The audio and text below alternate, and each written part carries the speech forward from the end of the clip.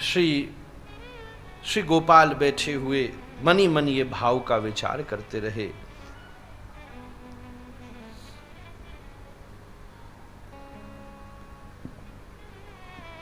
Money मन फिर सोचने लगे, इसमें विधाता का क्या दोष है, ये तो मेरी ही अपात्रता होगी जो मैं महाप्रभु जी के उस रूप रस का आनंद नहीं ले सका, फिर भी मुझ पर कृपा है। इसी भावावेश में एकदम उन्हें मूर्छा आ गई, वहीं बेहोश होकर गिर गए। पर उस बेहोशी में भी भीतर भीतर स्वप्न देख रहे हैं कि एक बड़ा सुंदर प्रांगण है गंगा के किनारे, जिसमें श्रीपाद नित्यानंद, श्रीपाद श्री अद्वैताचार्य प्रभु, श्री गदाधर श्रीवास, श्री हरिदास आदि भक्तों के मध्य में गौरांग वेशधारी, बड़े बड़े केश वाले, सुंदर माला पहने, उद्धम नाम संकीर्तन पूर्वक श्रीमन महाप्रभु अद्भुत भाव से कीर्तन कर रहे हैं।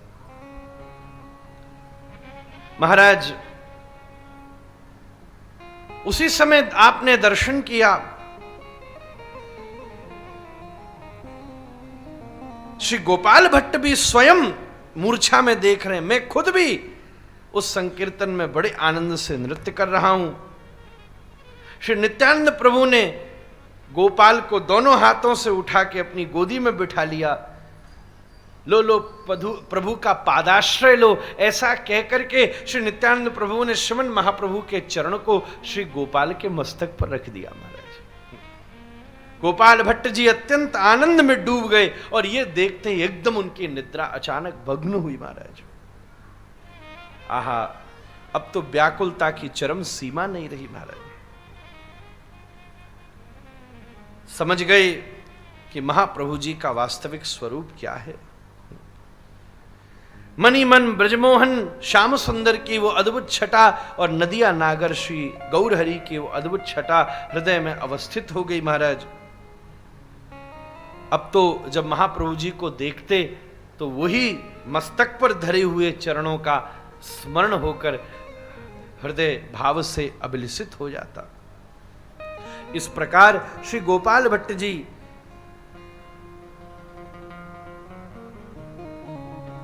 महाप्रभु जी के परम प्रेम में अवस्थित हो गए। महाराज, आके चरणों में गिर करके बोले, हे प्रभु, आप मेरे हृदय में विशुद्ध ब्रज भक्ति की स्थापना कर दो, अन्यथा मैं अब कावेरी में कूद करके प्राणों का परित्याग कर दूंगा। एक तो भक्त, दूसरा भक्त भी बालक। एक भक्त का हट अलग होता है और बालक का हट अलग होता है, और अगर भक्त बालक हो जाए तो दो दो हट ऐसे होते हैं कि भगवान भी उसके सामने झुक जाते हैं। इसलिए ध्रुव के सामने झुक जाते हैं, प्रहलाद के सामने प्रकट हो जाते हैं। ऐसे आज महाप्रभु भी गोपाल भट्ट में बाल हट भी था और भक्त का हट भी, भक्त भी तो हटीला होता है, ऐसे ही मान जाएगा। दास गोस्वामी एक पच्छा छाछ पी के गिरिराज जी की परिक्रमा देते हैं। आहा, अपनी गोदी में 11 वर्षीय बालक को गौरहरि ने, 11 साल के इस समय गोपाल, 11 वर्षीय बालक को बिठा के सिर पर हाथ फेर कर आंसुओं को पोंछ करके कहा, माता पिता की सेवा से मुक्त होकर तुम सीधे यहां से वृंदावन चले जाना। वहां श्रीपाद रूप, श्रीपाद सनातन आपको मिलेंगे, उनसे अवश्य मिलना। उनके साथ रहने का निर्देश दिया और तुम वैष्णव धर्म के प्रचार के लिए पात्र हो तो वहां रह करके ग्रंथों का उद्घाटन करना, स्थानों का उद्घाटन करना, भजन को अवस्थित करके वहीं रहना। मुझे मालूम है कि तुमको निश्चित रूप से वहीं पर भगवान की प्राप्ति हो जाएगी।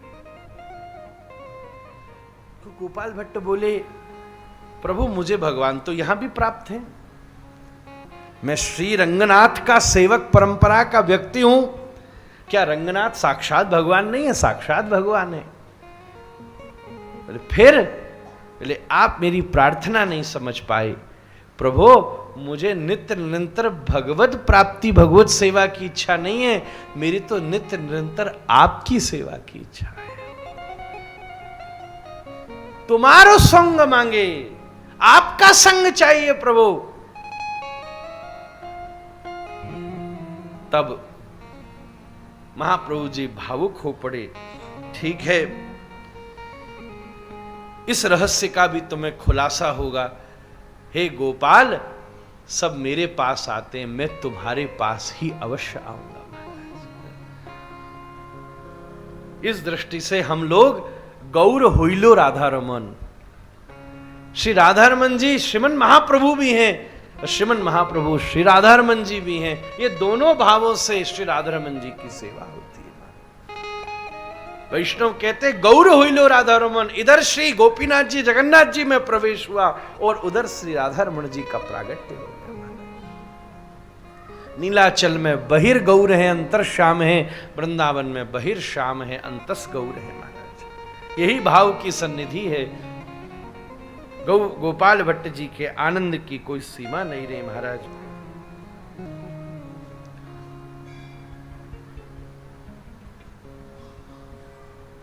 मुझे इसका भरोसा कैसे हो आपकी बात का, आप तो छोड़ के चले जाओगे। तब महाप्रभु जी ने 1568 विक्रमी संवत 1568 अश्विन की पूर्णिमा के दिन श्री गोपाल भट्ट जी को दीक्षा प्रदान करी है महाराज। ये बात का अलग अलग तरीके से लोग कहते खुलासा नहीं है, पर मैं आपको उद्धरण के साथ कह रहा हूं। जिस विशेष पदावली का आश्रय लेकर के हम लोग चल रहे हैं, जो मैंने शुरू में गाई थी, श्री नरहर चक्रवर्ती पाद के द्वारा लिखित बंगला पयारों में श्री गोपाल भट्ट गोस्वामी जी का चरित्र, जहां यह लिखा हुआ है कि श्री प्रबोधानंद सरस्वती जी के शिष्य हैं गोपाल भट्ट जी। मैं उसका भी उद्घाटन कर चुका हूं कि प्रबोध से आपने सावित्री मतलब जनेऊ की दीक्षा ली है। ब्राह्मण जब जनेऊ धारण करता है तो उसको गायत्री मंत्र की दीक्षा दी जाती है, उसको सावित्री दीक्षा कहते। बाद में आजकल उसको कुछ संस्था के कुछ लोग ब्राह्मण दीक्षा भी कहते। अच्छी बात है, संत ने कहा है, पर ब्राह्मण दीक्षा कोई शास्त्रीय शब्द नहीं है, कहीं शास्त्रों में उसका वर्णन नहीं है। ब्राह्मण वर्ण का नाम है, दीक्षा का नाम नहीं है। ब्राह्मण स्पेसिफिक वर्ण का नाम है। दीक्षा तो मंत्र की ही होती है, सावित्री की दीक्षा है, यज्ञोपवीत की दीक्षा है, यही शब्द का प्रयोग है। ये विचार की बात है। मुझे मालूम है कि ये सेंसिटिव मैटर है, पर कभी खुल करके इस पर चर्चा शास्त्र के अनुगत में हो सकती है। पर मैं आपसे एक बात और कह दूं, कोई कुछ भी कहे, आपकी जहां दीक्षा है और जो आपके सदगुरु कहें, आपके लिए उससे बड़ी बात दूसरी नहीं हो सकती। चाहे मैं कुछ भी कहूं, और अगर आप इस प्रणाली में समर्पित हैं तो कोई कुछ भी कहे, फिर आपके लिए गुरु परंपरा के द्वारा कही बात प्रधान है। और अगर आप कहीं किसी गुरु परंपरा में दीक्षित हैं, यहां से कोई भी बात कही जा रही हो, पर आपके लिए उनकी बात ही प्रधान है। पर बात शास्त्र से समझनी चाहिए। महाप्रभु जी की विशिष्ट दीक्षा, इसलिए हमारे यहां विशुद्ध गोपाल मंत्र का क्रम आया है। कहां से आया? वो यहीं से उतर करके आया है। जो विशुद्ध शास्त्र का मंत्र महाप्रभु जी केशव भारती जी को दे करके लेते हैं, वो कृष्ण मंत्र की उपासना श्रीमन महाप्रभु विशुद्ध रूप से श्री गोपाल भट्ट जी को प्रदान करते हैं महाराज। और वहीं से हमारी दीक्षा क्रम चलता है, तभी वो हमारी आचार्य परंपरा में आते हैं। नहीं तो कैसे आमेंगे महाराज? नहीं तो इष्ट है महाराज हमारे। अश्विन पूर्णिमा के दिन 1568 के दिन श्रीमन महाप्रभु जी प्रातः काल गोपाल भट्ट जी को मंत्र दीक्षा, जिसको हमारे यहां गुरु दीक्षा कहा जाता है, प्रदान करते हैं। एकमात्र इस दृष्टि से कहा जाए जो यहां शास्त्र का उल्लेख प्राप्त होता है कि महाप्रभु जी से मंत्र दीक्षित अगर कोई है, नाम दीक्षित तो सारा ब्रह्मांड है, नाम दीक्षित तो सारा ब्रह्मांड है, पर अगर मंत्र दीक्षित कोई है तो श्रीमद् गोपाल भट्ट गोस्वामी जी महाराज।